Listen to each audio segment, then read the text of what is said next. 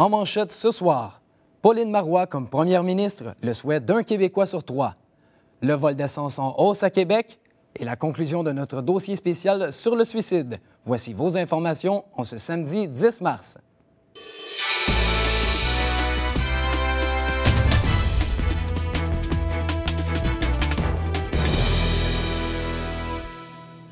Bonsoir, Mesdames, Messieurs. Pauline Marois comme première ministre du Québec. C'est du moins ce que souhaite 1 Québécois sur 3 selon un sondage Léger Marketing Le Devoir dévoilé aujourd'hui. Si des élections devaient avoir lieu aujourd'hui, le Parti québécois obtiendrait 33 % des voix contre 28 % pour le Parti libéral et 24 % pour la coalition Avenir Québec. Pour une des rares fois, les Québécois pensent que Pauline Marois ferait une meilleure première ministre que Jean Charest ou Normand Legault. De plus, 70 % des Québécois disent être insatisfaits du gouvernement Charest. Il n'y a pas seulement les automobilistes qui sont mécontents de la hausse du prix de l'essence. Plusieurs stations-service de la région disent être de plus en plus victimes de vols d'essence. Et contrairement à ce que l'on peut penser, les pétrolières ne donnent pas un sou aux commerces qui se font voler.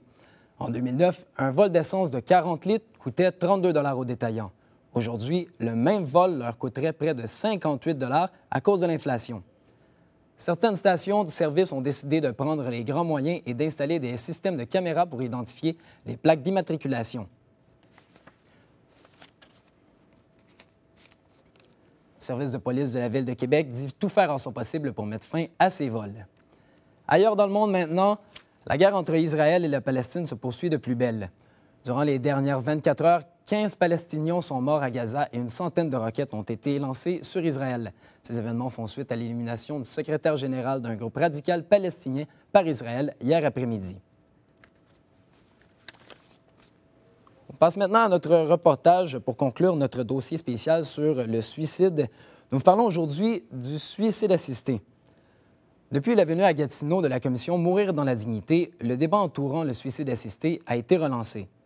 Roxane Moore, vous avez été à même de constater que c'est un sujet très sensible pour les gens. On connaît tous quelqu'un qui souffre et qu'on ne peut pas aider. C'est très dur. Donc, pour les 3 personnes que j'ai rencontrées, eh bien, la question n'est pas de savoir si le gouvernement va trancher dans le dossier, mais bien de s'assurer que l'accompagnement qu'elles font aux malades en fin de vie est adéquat. Voici donc le reportage que je vous ai préparé. Madame Ida Bilodeau a perdu sa mère en octobre dernier. Elle souffrait d'Alzheimer depuis plusieurs années.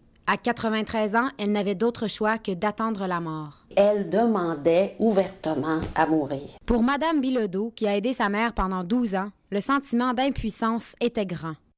Est-ce qu'on veut que ça dure 2 ans, surtout quand ce n'est pas son souhait?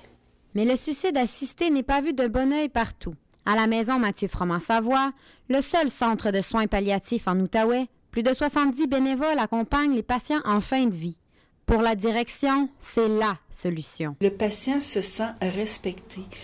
Je suis certaine, moi, qu'on poserait la question au patient puis il dirait, puis des fois, le patient nous le dit, je suis dans un 5 et un 10 étoiles. Je suis content d'être arrivé ici. Pour l'organisation, pas question d'écourter la vie des patients. La mort est une étape inévitable, mais qu'il ne faut pas précipiter. La fin de vie, c'est un bout de vie. Et on sait que la vie est très précieuse. Et quand on découvre qu'on peut gérer les symptômes et gérer les besoins de la personne, on s'aperçoit que, sais-tu que maintenant que je connais le terrain, puis je connais les besoins, sais-tu, je vais être capable de faire ce petit bout-là. Mais quand on voit souffrir un proche qu'on aime et qu'il n'y a pas de guérison possible, on voudrait tant que ça s'arrête. Pour les personnes âgées, je pense que nous devons considérer que dans certains cas, l'aide à mourir peut être considérée un soin approprié. Le débat est loin d'être terminé. Les consultations de la commission Mourir dans la dignité n'ont fait que polariser davantage les opinions sur la question. Parler de vie ou de mort, c'est sérieux. C'est une question de valeurs humaines. C'est des valeurs de notre société. Puis je me dis que c'est un terrain immensément glissant si on va à la solution la plus facile. Quelle sorte de société voulons-nous devenir? Roxane Moore, Université du Québec en Outaouais, Gatineau.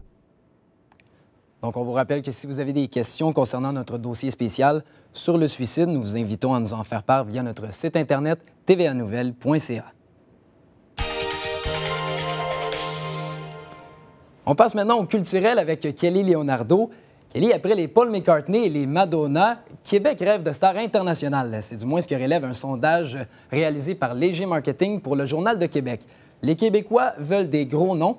Mais qu'est-ce que ce sondage révèle exactement, Kelly Leonardo? Québec accueille déjà depuis plusieurs années des grandes vedettes musicales, Marc-Étienne. On peut penser à Metallica, Black Eyed Peas et Paul McCartney, comme vous l'avez mentionné. Ces artistes démontrent que Québec peut accueillir de gros noms et les citoyens en veulent davantage. Selon le sondage, parmi les artistes qui ne sont jamais venus à Québec, U2 et Coldplay sont les plus en demande.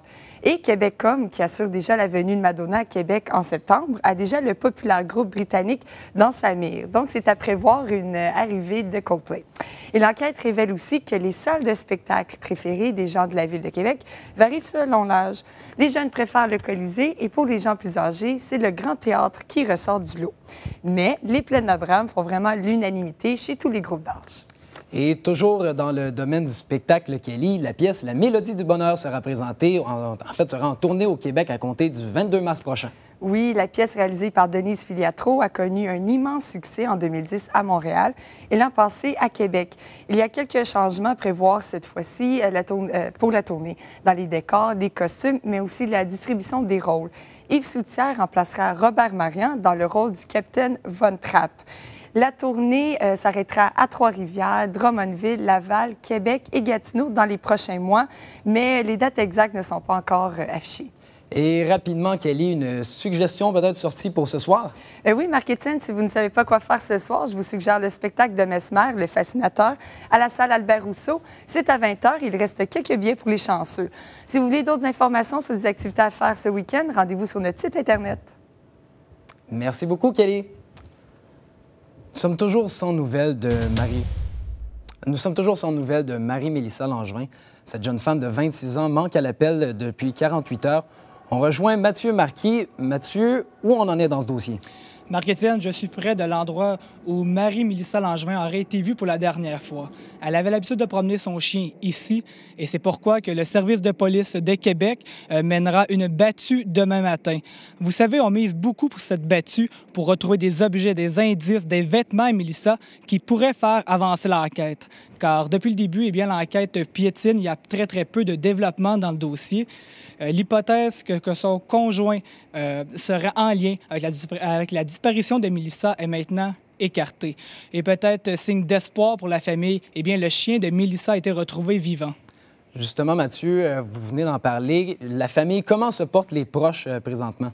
J'ai parlé un peu plus tôt, Marc-Étienne, avec Véronique Charret, l'amie chez qui Mélissa devait aller pour la promenade de son chien. La famille trouve ça difficile. Les amis disaient de Mélissa que c'était une jeune fille pleine d'énergie, une élève studieuse et important, qui avait l'habitude de les tenir au courant de ses déplacements. Imaginez-vous, Marc-Étienne, être père de famille et vous lever à chaque matin avec l'angoisse de ne pas savoir où est votre fille. C'est la triste réalité que les parents de Mélissa vivent présentement et c'est pourquoi ils seront ici, à Québec, demain, pour participer activement à la battue. Et je vous rappelle que Mélissa a été aperçue pour la dernière fois portant un survêtement de couleur bleu royal avec une tuque noire et bleu, et des collants de sport de couleur noire. Évidemment, les citoyens sont invités à participer à la battue, mais également à communiquer avec le service de police de Québec s'ils détiennent de l'information. C'est donc un dossier que je vais suivre pour vous tout au cours de la fin de semaine. Parfait. Merci beaucoup, Mathieu Marquis. Au plaisir, Marc-Étienne. Côté météo maintenant, ce sera un ciel variable pour ce soir et la nuit prochaine avec un minimum de moins 11. Pour le reste de la semaine, on prévoit une belle semaine et ensoleillée avec des maximums qui vont varier à 4 et 7 degrés. Au nom de toute l'équipe, merci d'avoir été à notre antenne. Prochain rendez-vous d'information ce soir, 22h. Au revoir.